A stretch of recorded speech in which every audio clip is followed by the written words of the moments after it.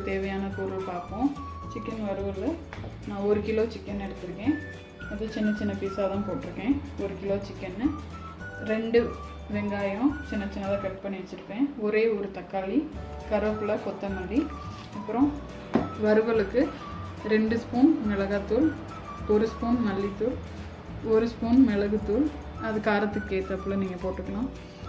2 spoon எண்ணெய், ஒரு அரை ஸ்பூன் மஞ்சத்தூள், இஞ்சி பூண்டு பேஸ்ட்டு தேவையான அளவு. இப்போ வறுவலுக்குரிய பொருள்கள் பார்த்தாச்சு. இப்போ சிக்கன் வறுவல் எப்படி செய்கிறதுன்னு பார்க்கலாம்.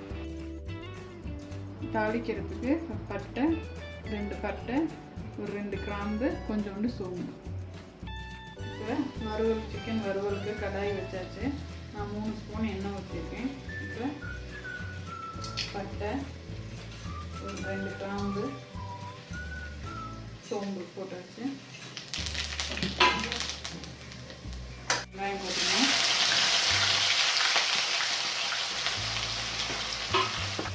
உப்பு போட்டாச்சு.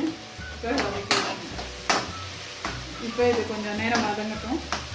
ஒரு 2-3 நிமிஷம் வதங்கின பிறகு இஞ்சி பூண்டு பேஸ்ட் உப்பு போட்டாச்சு.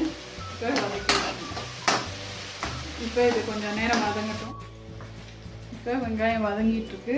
வதங்கும் போதே கருவேப்பிலை, கொத்தமல்லி போட்டலாம். லேசாக வதக்கிட்டு இப்போ இஞ்சி பூண்டு பேஸ்ட்டு போட்டுக்கலாம். வறுவலுக்கு நான் 2 ஸ்பூன் இஞ்சி பூண்டு பேஸ்ட் போட்டிருக்கேன். நல்லா வதக்கிடலாம். இஞ்சி பூண்டு பேஸ்ட்டு பச்சை வாடை போயிடுச்சு. இப்போ ஒரே ஒரு தக்காளி போட்டுக்கணும். தக்காளி போட்டு நல்லா வதக்கணும். இப்போ சிக்கன் போட்டுறேன். சிக்கன் ஆட் பண்ணிவிட்டு நல்லா வதக்கி விட்டுறேன்.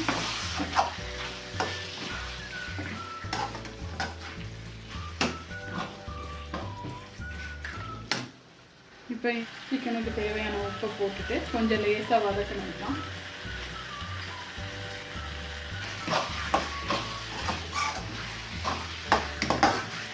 மிளகாப்பொடி, 1 ஸ்பூன் மல்லித்தூள், 1.5 ஸ்பூன், அரை ஸ்பூன் மஞ்சத்தூள், கொஞ்சம் மிளகுத்தூள் சேர்க்குறேன். இப்போ நல்லா வதக்கி விட்டுக்கலாம். மசாலா சிக்கனில் மசாலா நல்லா ஒட்டுற மாதிரி வதக்கி விட்டுக்கலாம். இப்போ இந்த ஸ்டேஜில் நம்ம கொஞ்சமாக தண்ணி ஊற்றலாம். குழம்பு மாதிரி வறுவலுக்கு ரொம்ப தண்ணி வேண்டாம். கொஞ்சம் லேசாக ஒரு அரை கப் போடும். தண்ணியில் நல்லா சிக்கன் தண்ணியில் இருக்கிற மாதிரி நல்லா கரட்டி விட்டுக்கலாம். மசாலா ரெடி ஆகிடுச்சு. இப்போ மூடி வச்சிடலாம்.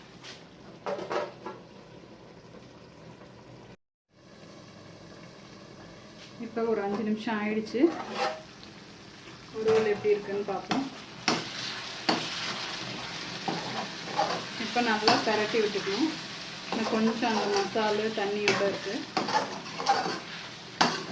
கொஞ்சம் லேசாக பரட்டி விட்டுட்டு இன்னும் ஒரு 5லேருந்து ஒரு 7 நிமிஷம் அப்படி இருந்தால் போதும். வறுவல் ரெடி ஆகிடும்.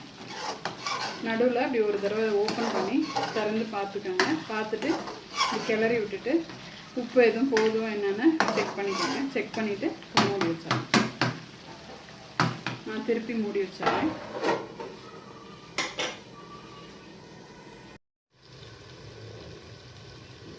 இப்போ சிக்கன் ரெடி ஆகிடுச்சான்னு பார்ப்போம். ஆமாம், சிக்கன் வறுவல் சூப்பராக ரெடி ஆகிடுச்சு. இந்த பாருங்கள், இந்த மசாலா எல்லாம் அப்படியே அந்த சிக்கனோடு அப்படியே ஒட்டி நல்லா இருக்குது. சிக்கனும் நல்லா வெந்திருக்கு. ஸோ இப்போ ஆஃப் பண்ணிடலாம். கொஞ்சம் கொத்தமல்லி போட்டுக்கலாம்.